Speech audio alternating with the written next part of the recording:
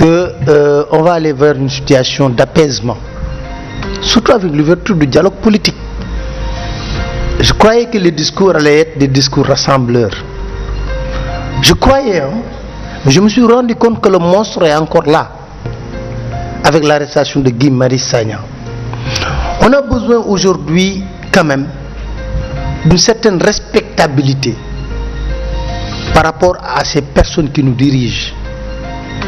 Qu'ils arrêtent de nous parler avec une certaine insolence et arrogance. Parce qu'on a vécu ça avec le pouvoir de Wade. Les Sénégalais se sont braqués. Et je vais vous dire, les rapports de force en politique changent très rapidement. Pour qui connaît l'histoire politique du Sénégal. Je veux une petite étincelle. Mais je vous dis ce que les gens oublient. Wade, c'est un grand démocrate. Vous savez pourquoi? C'est Wade qui avait autorisé les 2 manifestations le 23 juin. Il pouvait faire comme fait Macky Sall. Pas de manifestation en ville. Mais Wade a dit à Ousmane Ngom autoriser les 2 manifestations. Ceux qui sont pour le projet vont être de l'autre côté, ceux qui sont contre, ils vont être de l'autre côté. Et ça a débouché sur un 23 juin qui a été catalyseur d'un rassemblement de la société civile, des forces vives pour chaque jour. Est-ce que vous pensez que le président Macky Sall va demander qu'on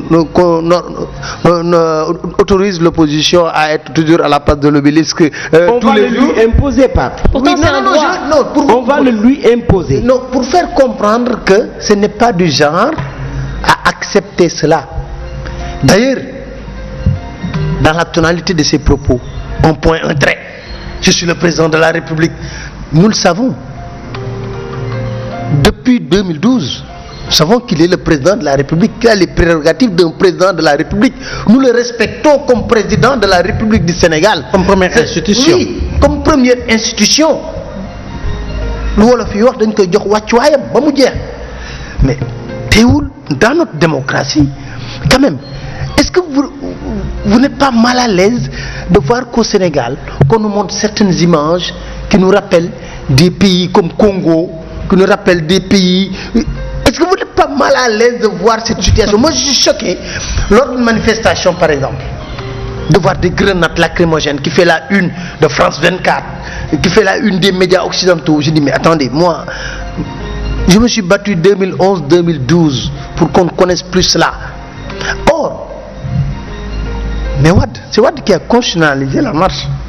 On n'a même pas besoin d'une autorisation. Effectivement. C'est juste informer le préfet. Nous sommes dans le régime de la déclaration. À la déclaration, on déclare. Mais aujourd'hui, même quand tu demandes un site ou une marche, tu as comme l'impression... Ça fait le suspense au niveau de la presse et des sites internet. Le préfet n'a pas encore répondu. On attend toujours l'autorisation. Est-ce qu'ils vont aller manifester? Quand même. Et on se targue d'avoir une démocratie majeure. C'est ça qui me choque. Le Cap-Vert a fait 4 alternances. Le Botswana. Combien d'alternances? Ils ont connu la cohabitation. Le Ghana.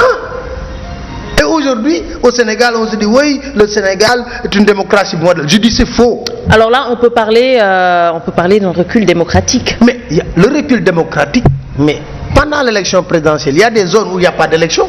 Ce qui se passe, ce ne sont pas des élections. Est-ce que vous pouvez imaginer un seul coin du pays au Sénégal où le président peut gagner à 99%? Non, attendez, soyez au sérieux quand même. On sait très bien ce qui s'est passé dans cette zone. Je ne reviens pas sur ce détail. On accepte la décision, il est le président de la République. Mais est-ce que vous pouvez imaginer des localités où vous prenez